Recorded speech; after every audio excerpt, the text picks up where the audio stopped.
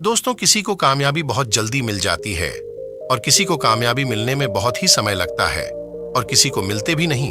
हम सब बहुत मेहनत करते हैं, लेकिन कभी कभी हमारी मेहनत के हिसाब से हमें उसका फल प्राप्त नहीं हो पाता है। और आपने देखा होगा कि कुछ लोग थोड़ा ही परिश्रम किए और वे लोग बहुत आगे निकल गए।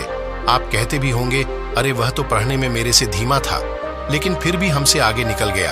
आप जो सोच रहे हैं वो चीज आपके हिसाब से नहीं हो रही है और बार बार असफलता का मुंह देखना पड़ीडीडीएच रहा है और अंत में खुद को आप लाचार पा रहे हैं, खुद को कमजोर पा रहे हैं। कई बार होता है कि हम सब इतने असफल हो जाते हैं कि फिर हमारा मन टूट जाता है। हम खुद को बहुत ही कमजोर और हारा हुआ महसूस करने लग जाते हैं और बहुत निराशा भी होती है। और निराशा क्यों ना हो, दुखी क्यों ना हो हम, क्योंकि हमने तो बहुत परिश्रम किया था, जितना हमसे होना चाहिए था उतना किया था, लेकिन मुझे उस परिश्रम के हिसाब से उसका फल नहीं मिल पाया और एक बार फिर असफलता का मुंह देखना पड़ डिड्ढा।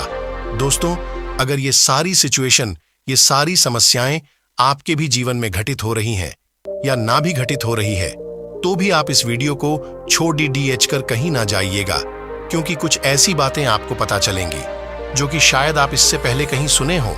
जो बातें मैं आपको बताने वाला हूं, वो सारी बातें आपको इन सभी मुश्किलों से बाहर निकाल लेंगी। जैसे आज के समय में स्कूल है, वैसे ही पुराने समय में आश्रम हुआ करते थे। उस समय के लोग अपनी शिक्षा ग्रहण करने के लिए आश्रम में जाया करते थे। उस समय हर्ष अपने गुरु का बहुत ही सम्मान करता था। प्राचीन समय में किताबी ज्ञान से ज्यादा लोगों को व्यवहारिक ज्ञान सिखाया जाता था। प्राचीन समय में एक आश्रम था जिसमें विभिन्न प्रकार की विद्यार्थी गुरु से शिक्षा ग्रहण करते थे। आश्रम से सभी बच्चे शिक्षा ग्रहण करने के बाद अपने अपने राज्य को वापस लौट जाते थे। उन्हीं शिष्यों में से रणवीर नाम का एक शिष्य था। वह भी अपने गुरु से शिक्षा ग्रहण करने के बाद अपने राज्य वापस लौट आता है। वापस आने के बाद सभी लोग अपने अपने राज्य में, अपने अपने कामों में वापस लग जाते हैं। धीरे धीरे समय बीतता गया। रणवीर और बद्दा होने लगा। उसके परिवार की दशा पहले से ही अच्छी नहीं थी।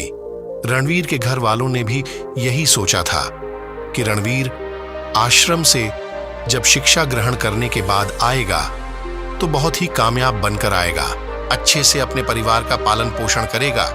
लेकिन रणवीर के साथ ये सारी बातें उल्टी हो रही थीं। वह आश्रम से शिक्षा ग्रहण करके तो आया था, लेकिन जब वह काम की तलाश में दूर दूर जाता तो उसे कोई काम नहीं मिलता था। छोटी छोटी चीजों में वह असफल हो जाया करता था। रणवीर एक बार एक राजा के यहाँ गया हुआ था, क्योंकि राजा अपनी सेना में नए सैनिकों को भर्ती कर रहा था। रणवीर भी राजा की सेना में भर्ती होने के लिए राजा के महल पहुंच जाता है। रणवीर राजा के अधिकारियों के सम्मुख प्रस्तुत होता है। अपनी योग्यता को साबित करने के लिए तो उसके हाथ पैर कांपने लगते हैं। यह देख राजा के अधिकारी उसे बाहर कर देते हैं। उससे कहते हैं कि तुम राजा की सेना में भर्ती होने के लायक नहीं हो अभी। दोस्तों, इस बात से रणवीर बहुत ही निराश और हताश हो जाता है, क्योंकि उसके जीवन में अगर कोई उम्मीद भी बची हुई थी तो यही एक थी। इसके बाद वह अपने घर दुखी मन से वापस लौट आता है। घर वापस आने के बाद उसे पड़ीडीडी होशियों के ताने सुनने को मिलते हैं। लोग कहते हैं कि रणवीर तो बहुत पढ़ा लिखा है, पर इसे कोई काम नहीं मिल रहा है। कोई कहता है कि यह तो आश्रम में ठीक से पढ़ा ही नहीं होगा, और कुछ लोग तो यहां तक कि कहने लगते हैं इसकी सोचने समझने की शक्ति ही कम है, इसलिए इसका दिमाग सही तरीके से काम नहीं कर पा रहा है। मतलब लोग उसे तरह तरह के ताने मारते थे। इस बात से रणवीर बहुत ही ज्यादा परेशान हो गया था। एक दिन उसके मन में आत्महत्या करने का विचार भी आने लगा। फिर जैसे तैसे उसने खुद को संभाला। उसने अपनी समस्या एक दोस्त से बताई। दोस्त ने कहा, रणवीर, तुम एक बार फिर आश्रम में अपने गुरुजी से मिलने जाओ और तुम उन्हें अपनी सारी समस्या बताओ। वो तुम्हारी सारी समस्याओं का निराकरण कर देंगे। रणवीर तो पहले हिचकता है कि आश्रम गए हुए बहुत दिन हो गए, पता नहीं गुरुजी मुझे पहचान पाएंगे कि नहीं। लेकिन जैसे तैसे वह हिम्मत जुटाकर आश्रम चला जाता है। वहीं पर उसे वही पुराने गुरु मिलते हैं जिन्होंने रणवीर को बचपन में पढ़ाया था। गुरु अब बूढ़े हो चले थे। रणवीर उन्हें अपनी सारी समस्या बताता है। गुरु बिल्कुल शांतिपूर्वक उसकी बातों को सुनते हैं। रणवीर कहता है कि हे गुरुवर, मैं कहीं भी जाता हूं, मैं असफल हो जाता हूं। मैं किसी भी परीक्षा में पास नहीं हो पाता हूं।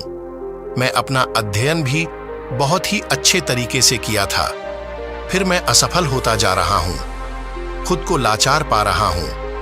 हमारे दिमाग में तमाम तरह के नकारात्मक विचार जन्म ले रहे हैं। गुरु कहते हैं कि रणवीर, मैं तुम्हें एक कहानी के माध्यम से तुम्हारी सारी समस्याओं को दूर कर दूंगा, उसे तुम ध्यानपूर्वक सुनना।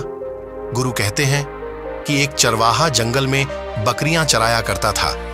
बकरी चराते चराते वो जंगल में इतना आगे निकल गया कि उसे शेर का एक छोटा बच्चा मिला।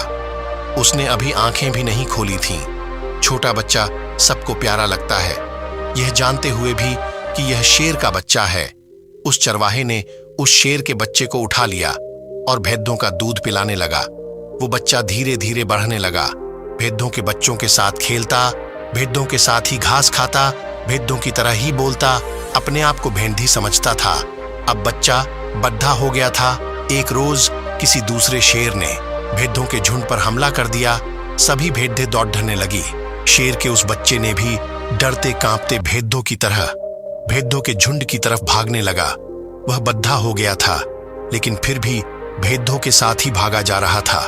दौड़ते हुए शेर के बच्चे को, जो कि अब बद्धा हो गया था, उस हमलावर शेर ने देख लिया। उसे इस तरह भागते हुए देख हमलावर शेर को बड़ा ही आश्चर्य हुआ। उसने भेद्दों की ओर से अपना ध्यान हटाया और उस शेर के बच्चे को ही पकड़ लिया और उसे समझाने लगा कि तू क्यों डरता है, तू तो खुद शेर है। दूसरा शेर जो भेद्दों के झुंड से भाग रहा था, वह कहता है कि शेर तो जंगल का राजा होता है, उसकी दहाड़ से सभी जानवर कांपते हैं। मैं घास खाने वाले इतना शक्तिशाली